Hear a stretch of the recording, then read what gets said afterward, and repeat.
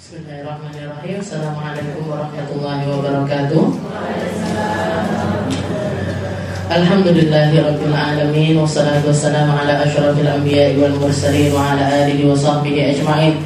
Subhanaka la ilma lana illa ma 'allamtana innaka antal alimul hakim. Rabbi shrah li sadri wa yassir li amri wahlul 'uqdatam min lisani yafqahu qawli. Amma ba'd. Alhamdulillah ala nikmatil Islam, alhamdulillah ala nikmatil iman, wa kafa biha min ni'mah. Alhamdulillah, segala puji bagi Allah Subhanahu wa taala yang mengumpulkan kita, mendudukkan kita, menjadikan kita hari ini dapat jatah, dapat rezeki batiniah, dapat rezeki rauhaniyah, dapat rezeki nauraniyah, dapat rezeki berupa cahaya-cahayanya Allah taala, berupa munajat-munajat kepada Allah, berupa pernyataan penghambaan kita secara nyata kepada Allah Subhanahu wa taala. Berulang-ulang kita mengucapkan la ilaha illallah, la ilaha illallah. Berulang-ulang juga kita mengucapkan ya Allah, ya Allah, ya Allah. Berulang-ulang juga kita mengucapkan ya ilahal alam, ya ilahal alam, ya ilahal alam. Wahai Tuhannya sang pemilik alam, wahai Tuhannya seluruh alam semesta. Kita nyebutkan tentang Allah taala, ditambahi dengan munajat-munajat kepadanya, ditambahi dengan tawasul kepada orang-orang mulia, kepada Nabi Muhammad sallallahu alaihi wasallam, manusia termulia yang pernah Allah taala ciptakan di atas muka bumi ini, juga kepada keluarganya, kepada pamannya, kepada menantunya, kepada cucunya, semua kita sebutkan lengkap, Bu. Kalau kita doa sendirian, kalau kita pengen tawasul sendirian, mau ngeling-ngeling siapa yang mau kita tawasuli itu aja sulit biasanya. Sopon neh yo, lupa, lali. Tapi kita dibantu sama para ulama-ulama kita, disusunkan sama para ulama-ulama kita. Ini loh yang jangan sampai kamu ketinggalan untuk nyebutkan mereka. Ini loh manusia-manusia yang berpotensi untuk menyelamatkan kita. Ini loh orang-orang yang kalau kita dekat dengan mereka nggak akan pernah celaka, nggak akan pernah disia-siakan oleh Allah taala, nggak akan pernah dihinakan sama Allah. Manusia-manusia yang hanya dengan menyebut namanya saja tatanazzalur rahmatnya Allah taala ini turun. Cuman dengan menyebutkan nama mereka rahmatnya Allah taala turun. Kenapa? Karena mereka adalah manusia-manusia yang hidup dengan rahmatnya Allah. Karena mereka ini manusia-manusia yang ngambil porsi banyak dari rahmatnya Nabi Muhammad sallallahu alaihi wasallam. Allah Ta'ala mengatakan Nabi Muhammad ini diutus sama Allah, diperintahkan, disuruh berdakwah sama Allah Ta'ala rahmatan lil alamin, sebagai bentuk rahmatnya Allah yang terbesar. Makanya kalau kita ditanya sunnahnya Nabi yang tertinggi ini apa? Sunnahnya Nabi yang paling tinggi, yang paling nyata, yang ada pada diri Rasulullah SAW ini apa? Bukan sholat jamaahnya, Bu, bukan peperangannya, bukan sesuatu bangunan masjidnya, bukan. Tapi yang paling jelas nyata ada, bisa kita rasakan sampai detik ini adalah rahmatnya Nabi Muhammad sallallahu alaihi wasallam. Betapa Nabi Muhammad itu sayang sama kita. Betapa Nabi Muhammad itu pengen kita ini selamat. Betapa Nabi Muhammad ini pengen kita enggak masuk ke neraka. Betapa Nabi Muhammad ini pengen semua umatnya masuk ke dalam surga. Itu sesuatu yang paling terasa pada diri Nabi kita, Nabi Muhammad sallallahu alaihi wasallam. Kita bisa merasakan syariatnya Nabi nyata sampai detik ini. Kita masih bisa merasakan ilmunya Nabi, bisa kita serap sampai detik ini. Padahal terpaut masa antara kita dengan Nabi Muhammad ini 1500 tahun, 1400 sekian tahun. Ini jarak yang sangat jauh sekali. Kalau ada manusia hidup di zaman itu, atau sebelum itu, atau sesudah itu, gak akan kita temukan sejarah hidup yang paling lengkap, yang paling detail, yang bahkan masih bisa kita tirukan kecuali sunnahnya Nabi Muhammad sallallahu alaihi wasallam. kalimat-kalimatnya masih jadi pedoman. Kalimat-kalimat untaian, kalimat mutiaranya Nabi ini masih jadi pedoman hidup banyak manusia. Namanya digaung-gaungkan di mana-mana. Warafa'na laka dzikrak. Ketika Allah Ta'ala mengatakan kepada Nabi Muhammad, wahai Muhammad, saya angkat penyebutanmu wahai Muhammad. Maka sampai detik ini, di setiap waktu, di setiap tempat, di setiap masa, nama yang paling sering keluar dari lisan seseorang adalah namanya Nabi Muhammad sallallahu alaihi wasallam. Apalagi kalau sudah bulan Maulid kayak gini. Apalagi kalau sudah masuk bulan Maulid seperti ini, di mana-mana undangan maulutan. Maulud itu yang disebutkan siapa, yang dipuji-puji siapa, yang kita pengen ngambil tali untuk ada sambungan dengannya ini siapa? Nggak lain, nggak bukan kecuali Nabi Muhammad sallallahu alaihi wasallam. Saya kalau masuk bulan Maulid ini repot, Bu. Tadi malam pulang hampir jam 11 malam. Maulutan pagi sama jenengan. Yo maulutan nek awake dhewe niki. Karena semua yang kita baca adalah sesuatu tentang Rasulullah sallallahu alaihi wasallam. Repot, tapi repotnya itu senang. Repotnya itu gembira. Betapa terlihat nyata bahwasanya umat ini masih amat sangat bergantung dengan Nabi, masih amat sangat cinta dengan Nabi, masih amat sangat rindu kepada Rasulullah Sallallahu Alaihi Wasallam. Padahal kita nggak pernah ketemu sama Nabi, nggak pernah melihat langsung Rasulullah Sallallahu Alaihi Wasallam. Betapa tapi masih kita lihat manusia-manusia, mau laki, mau perempuan, mau anak kecil, mau dewasa, semuanya bergembira atas nama Nabi Muhammad sallallahu alaihi wasallam. Orang kaya-kayanya bagi-bagi duit, bagi-bagi jajan, bagi-bagi sesuatu yang ingin mereka ekspresikan untuk bentuk cintanya kepada Nabi Muhammad sallallahu alaihi wasallam. Di Madura itu kalau jangan lihat di YouTube, orang-orang Madura itu kalau sudah bulan Maulid hebohnya luar biasa. Maulutan oleh-olehnya lemari, maulutan oleh-olehnya ini sak keranjang isinya. Itu kayak gimana Ustazah kalau kayak gitu? Apa enggak berlebih-lebihan? Enggak ada, Bu. Orang berlebih-lebihan di dalam ekspresi cinta itu enggak ada. Kalau kita bandingkan sama orang-orang kafir, hebohnya orang muslim itu masih terarah, masih terukur. Kalau orang-orang kafir kalau sudah senang-senang, kalau mereka lagi gembira-gembira, kalau mereka ingin mengekspresikan cintanya kepada kekasihnya, enggak masuk akal, Bu. Sampai melakukan perkara-perkara yang melanggar aturannya Allah Subhanahu wa taala. Foya-foyanya ini enggak karu-karuan. Umat Islam itu masih terarah, masih terukur. Terarahnya itu maksudnya gimana? Ini uang yang dikeluarkan nyata manfaatnya untuk umat. Nyata manfaatnya untuk umat. Bagi-bagi duit misalkan. Ada di antara jenengan yang enggak senang dikasih duit? Ada enggak? Saya tanya.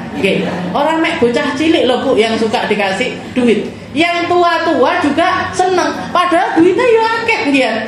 Kadang-kadang kayak kemarin waktu di An-Najah itu, miladnya An-Najah bagi-bagi uang 5.000. Bagi-bagi uang 5.000. Itu saya ngelihatnya, yo ngalah. Enggak enek sing mukanya ngambil sama metutut itu enggak ada. Enggak ada. Guyu kabeh. Padahal 5.000 ini dibawa ke depan beli bakso kurang Bu sian. Nomboi Mas sian. 5.000 lagi. 5.000 ini uang yang kalau dinominalkan itu kecil. Tapi ketika dipakai untuk bersenang-senang atas namanya Nabi Muhammad SAW, sangat terasa sekali kegembiraannya. Jadi semua orang bergembira, dan ini kegembiraan yang istilahnya kegembiraan yang diridhoi sama Allah Ta'ala, yang disenangi sama Allah Subhanahu wa Ta'ala. Walaupun istilahnya aturan-aturan di dalam kesakralan maulid itu masih tetap harus dijaga. Saya alhamdulillah kemarin itu duduk sampingan sama Bu Nyai Hanahnya. Beliaunya itu sempat ngobrol sama saya. Yang beliau katakan seperti ini. Beliau yang beliau ucap ini omongan saya berdua tok sama beliaunya. Beliau mengatakan enggak apa-apa. ajak umat ini senang-senang kayak gini nggak apa-apa. Bagi-bagi hadiah, bagi-bagi door prize, bagi-bagi uang, itu sesuatu yang menyenangkan mereka. Tapi Ustazah, tapi Ipah, beliau manggilnya Ipah. Tapi Pak, harus kesakralannya Maulid ini harus tetap terjaga. Kalau kita mau bikin acara seperti itu, taruh di depan atau taruh di belakang. Ini orang alim, ini orang berilmu, ini orang ngerti ini seperti ini. Jadi nggak dirusak kesakralannya Maulid dengan cara-cara yang semacam seneng-seneng itu boleh, tapi tetap harus di tempatnya. Bikin Pak, tapi di depan. Kalau nggak di depan, di belakang sekalian. Jadi ketika kita membaca Maulid, fahtazza itu sama qiyamnya kita tetap ada di dalam keadaan yang sakral. Luar biasa. Jadi sesuatu yang keluar dari lisannya orang-orang yang bukan cuman beragama dengan sesuatu yang nampak, tapi dari lubuk hati yang paling dalam. Orang ahli ilmu beneran ini, orang ahli Quran beneran ini, orang yang benar-benar cintanya sama Nabi Muhammad itu rasuk ke dalam hatinya. Jadi seperti itu yang beliau katakan. Ipa kalau melihat ada orang bikin maulutan cerantolan seperti itu, ada cerantolannya, saya sebenarnya agak nggak setuju karena orang-orang akhirnya pas waktu qiyam itu aku kunci jajan yang ini, apa mau ngambil pancinya, apa mau ngambil. Jadi konsentrasinya orang itu pecah karena ada cerantolan di atasnya. Tapi yo wis bene, yang penting ngambilnya nanti setelah acara. Nanti setelah acara. Itu apa yang dilakukan sama orang-orang baik itu semua ada tujuannya, semua ada tatanannya. Bukan cuma tujuannya aja yang baik, tapi caranya juga dengan cara yang baik. Caranya juga dengan cara yang baik. Alhamdulillah, bulan Maulid ini bulannya kita bersenang-senang dengan Nabi Muhammad sallallahu alaihi wasallam. Kita tabarukan sedikit biar kitabnya juga tetap jalan. Qala al-muallif rahimahullahu taala wa nafa'ana bi ulumi fid dharain amin. Nad'u al-ibad ila Allah bis-sidqi wal ikhlas. Ini bab yang ke-13 ini adalah tentang dakwah kepada Allah Subhanahu wa taala. Ngajak orang kepada Allah, ngajak orang kenal Allah, ngajak orang dekat Allah. Dan ini tugas semua orang, semua lapisan masyarakat, semua orang yang beriman kepada Allah Ta'ala kena kewajiban untuk berdakwah. Karena para ulama mengatakan orang itu kalau nggak ngajak kepada kebaikan, dia akan ngajak kepada yang nggak baik. Kalaupun dia nggak ngajak, misalkan saya ini orangnya pasif, saya ini nggak bisa ajak-ajak orang, saya ini biasanya diajak. Maka kalau kita nggak diajak kepada sesuatu yang baik, maka kita akan diajak kepada sesuatu yang nggak baik. Itu pasti. Itu pasti. Kita kalau nggak sedang ngelakoni kebaikan, biasanya ngelakoni yang nggak baik. Kalau kita nggak ngelakoni kebaikan, biasanya kita tersibukkan dengan sesuatu yang nggak baik. Jangan kalau hari ini, jam ini, saat ini nggak baca hadroh basaudan, nggak baca kitab hulukuna, kiro-kiro nyapo. Arisan Ustazah. Arisan apa? Arisan teman-teman. Coba jenengan eleng-eleng di dalam arisan itu yang dibaca apa? Yang diobrolin apa? Saya arisan yasinan Ustazah, nggak yakin saya. Arisan yasinan ini nggak yakin. Yasinannya beda. Mungkin yang dipanggil Pak Yasin. Kok jadi kesana? Jadi Yasin, istilahnya kalau kita nggak diajak ke sesuatu yang baik, mesti kita disibukkan sama sesuatu yang nggak baik. Kalaupun bukan sesuatu yang nggak baik, sesuatu yang nggak ada nilainya, sesuatu yang nggak ada nilainya. Saya kalau nggak gini-gini itu biasanya scroll Instagram, Instagram setengah jam, TikToknya setengah jam, Facebooknya setengah jam, total 2,5 jam pas bareng sama bubarnya majelis Khadijah. Bareng, tapi ya itu, yang ini keluar bawa pahala, yang ini keluar bawa. Jadi nadul ibad, jadi berdakwah atau berdakwah itu nggak harus keluar dulu. Berdakwah itu bahkan untuk diri kita pertama, berdakwah kepada diri kita duluan. Ketika kita mau ngelakoni apa-apa, kita nimbang, iki api apa elek, iki bener apa salah, ini lanjut apa saya nggak lanjut, ini Allah Ta'ala seneng apa Allah Ta'ala nggak seneng. Jadi kita nimbang hal tersebut. Setelah itu kita ngajak dengan iming-iming surga, dengan iming-iming selamat, dengan iming-iming dekat sama Rasulullah SAW. Kita ambil porsi yang baiknya.